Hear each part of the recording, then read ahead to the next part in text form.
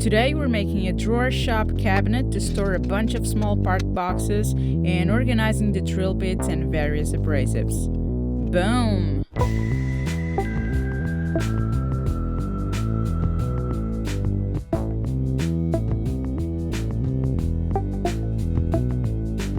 Recently I purchased a few of those Sortimo boxes you see behind me to nicely store hardware components, screws and other small parts. They have been simply stacked on top of another, and the fact that I always need the box that is positioned at the bottom started to make me mad, so I finally stopped the other projects to solve this annoying issue. I made the whole project using leftover pieces of plywood and MDF, so the cost for this one was really low.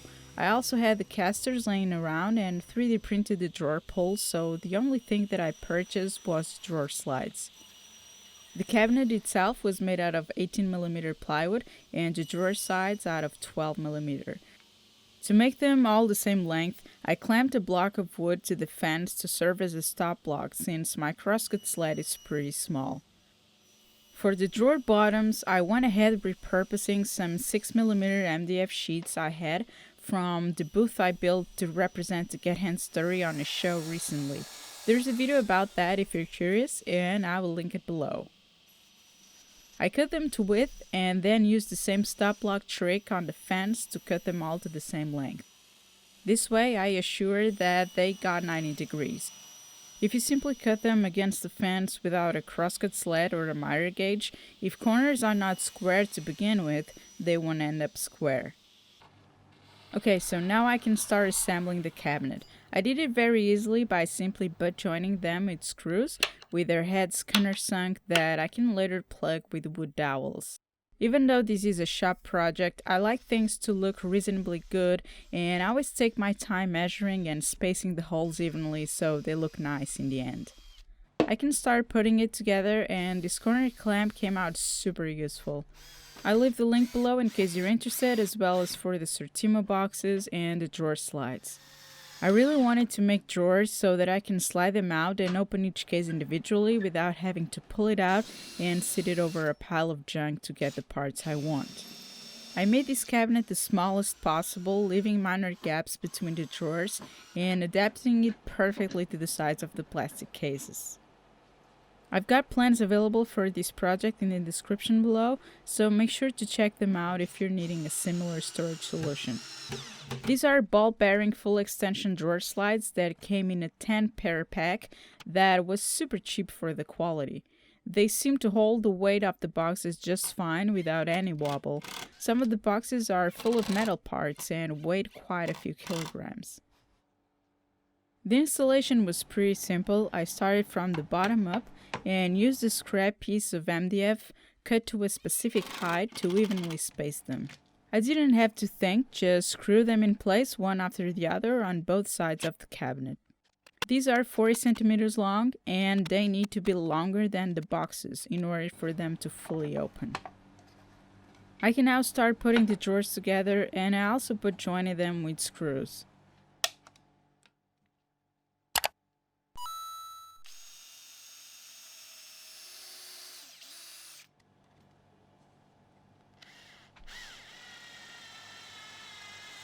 I made sure that the heads were sitting below the surface to not create any problems with the slides installation. For the fronts of the drawers, I designed a shape to custom fit the boxes. This shape provides front support for when the box is pulled, and the notches allowed for full operation of pulling the handle and opening the snap locks. I sent the design to my ex-carve from Inventables and let it carve them for me. You can still make these using a router and a template, but for repetitive work, a CNC really comes in handy and opens up a lot more possibilities. I left a few tabs between the pieces that now need to be cut.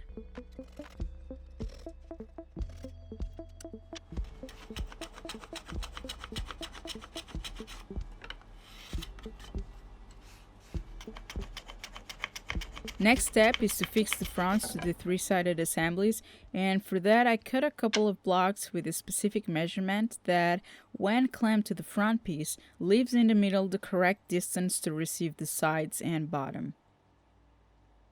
You could simply drive screws from the front or pocket holes from the sides, but I went with glue and pin nails. I mixed bits of epoxy glue at each time and applied it to the front edges of the drawer sides. I pin nailed them and went ahead attaching the bottom with wood glue, nails, and screws to reinforce everything and make sure they can hold the weight of the boxes.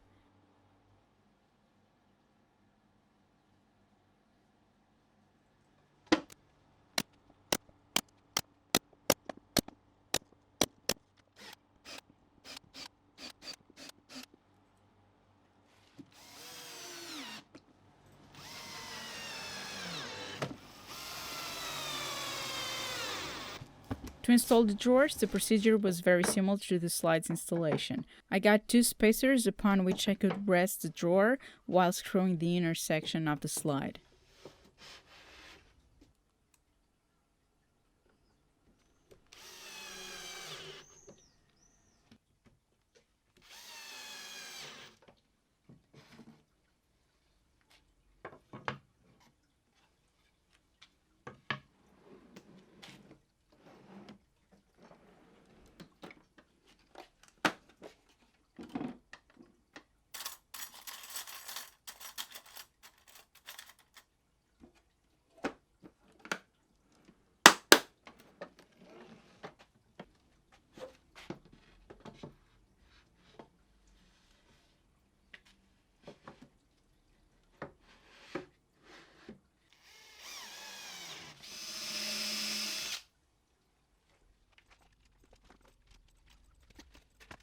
I will now attach 4 casters to the bottom because I might need to move the cabinet around in the future.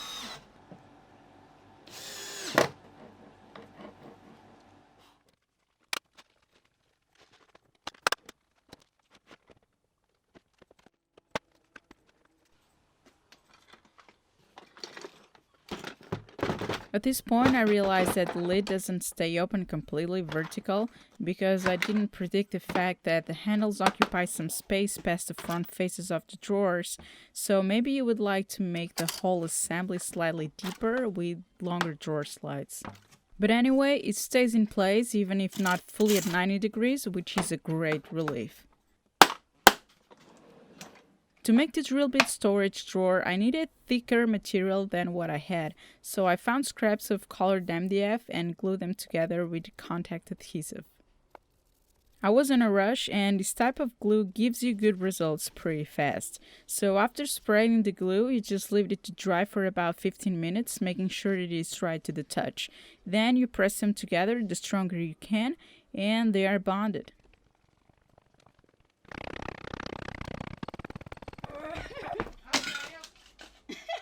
This is the template I made specifically to hold the amount of drill bits that I own, but I also made a more universal version that might work best for you. To carve these pockets, I will ask my good friend X-Carve again to do so using a ball nose spiral bit. This bit will leave the inner corners rounded, which is a nice feature mostly for smaller bits that can get stuck in a sharp corner when you try to grab them with your finger. I secure the board to the wasteboard and position the bit at the 0 point.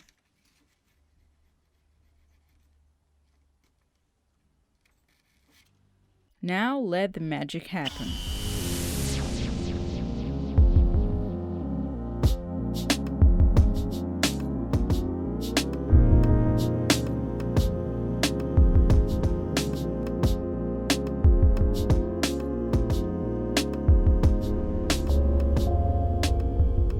This is a great machine to get you started on the CNC world, and it's fairly inexpensive for the quality that it can provide.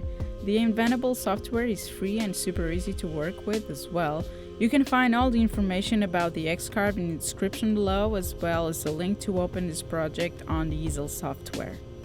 In the meantime, I can start working on the top super thin drawers. So I went ahead finding more wood on the wood library that could work for this purpose and found some pieces of yellow and blue MDF. These will be the bottoms and their edges will slide in a couple of grooves, so no hardware will be necessary.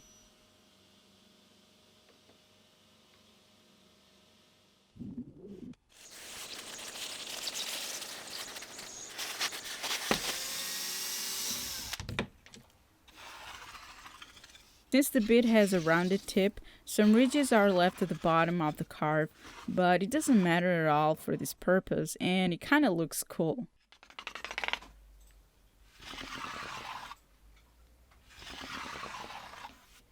The super thin drawers were assembled with screws, and 5 pairs of grooves were made on these side pieces using a dado blade.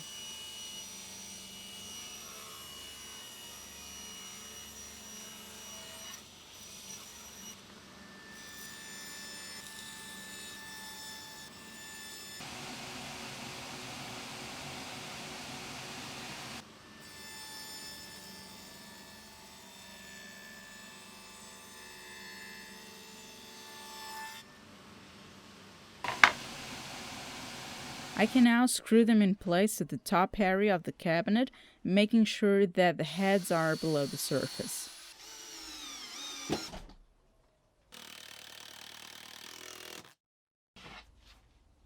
And this is how the drawers will work. Right below these grooved pieces, I attached the last set of full extension slides, and these will hold the drill bit drawer.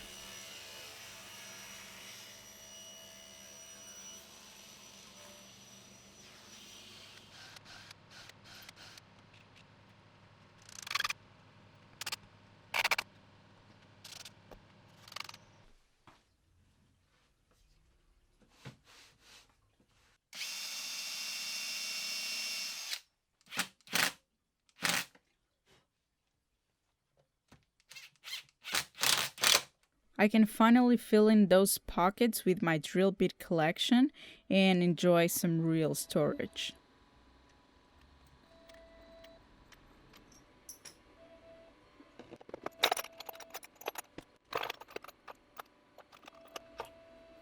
To make the thin drawer pulls, I ended up using my 3D resin printer. I wasn't sure of what I wanted first, but since this is mainly a tool case storage unit, I went ahead making pulls that look like toolbox handles. The printing process on Zortrex Inkspire printer is very easy, and the outcome is great and super smooth out of the machine. So it has been giving me more comfort and confidence in testing these newer methods of creation.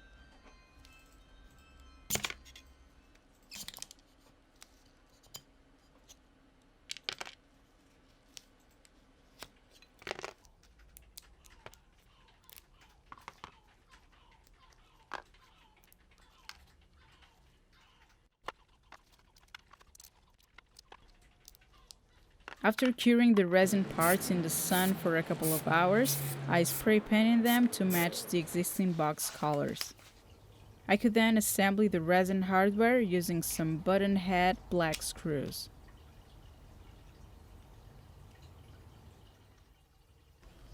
These cylindrical shapes will be embedded on the drawer fronts, and I tightened the screws just so that the handle could spin freely.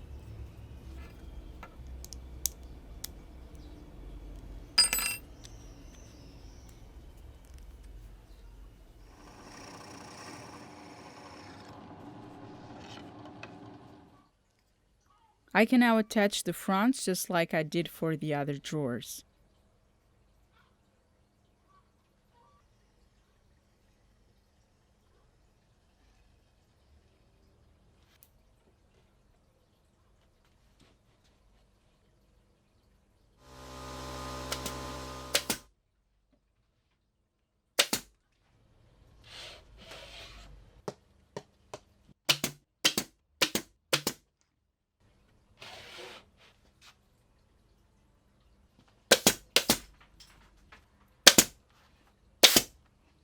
The pulls were glued in place with epoxy as well, and I suppose it will hold just fine, but if they start getting loose in the future, I can always put a screw from the inside into the plastic cylinder.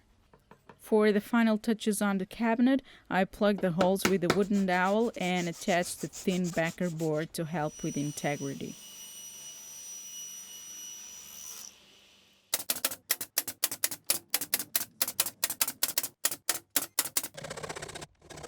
I wanted to give it a distinct look since my walls are all wood, so I dyed the plywood black using Indian ink. This is very different from painting it black because the ink is absorbed and keeps the grain of the wood visible, unlike paint that simply sits on top creating a film.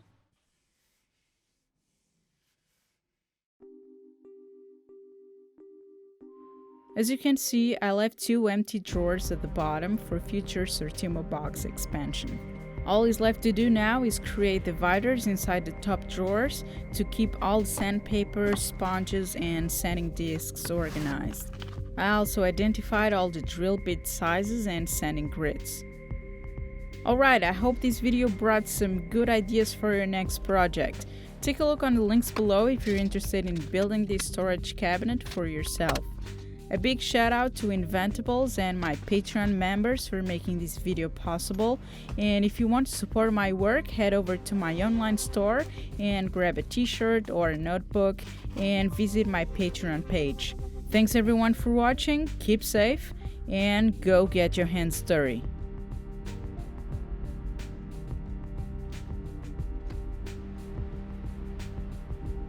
Até já!